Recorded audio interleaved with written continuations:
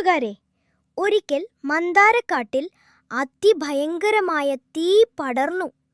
ഞങ്ങൾ എല്ലാവരും പേടിച്ചോടി. ആ കഥ നമുക്കൊന്ന് കേട്ടാലോ? ഭാഗം 8. കാട്ടുതീ പടർന്ന മന്ദാരക്കാട്.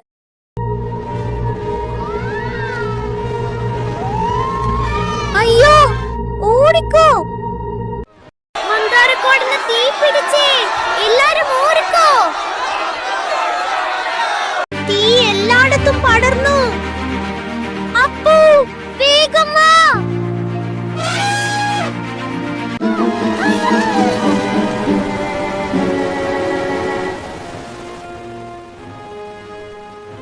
പാലം കത്തിപ്പോയി.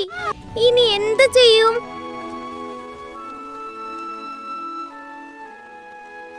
ദാ അവിടെ നോക്ക്.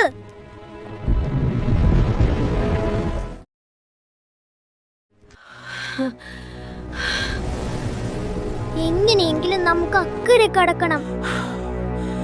അപ്പു, നിനക്ക് എല്ലാവരെയും രക്ഷിക്കാൻ പറ്റും. എനിക്കോ? എങ്ങനെ? നിന്റെ പുറത്തു കയറ്റി നീന്തി എല്ലാവരെയും അക്കരെ എത്തിക്കണം. ഞാൻ ശ്രമിക്കാം കൂട്ടുകാരെ. കുഴപ്പമില്ല, നീന്ത.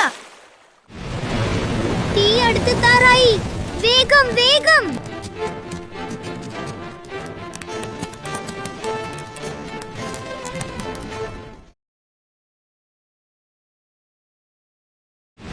വേഗം വേഗം! വേഗത്തിലോട്!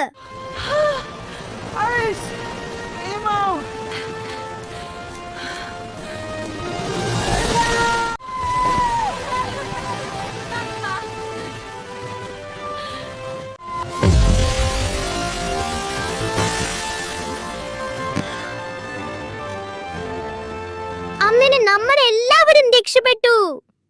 അപ്പു, നീ ഒരു ധൈര്യശാലി തന്നെ.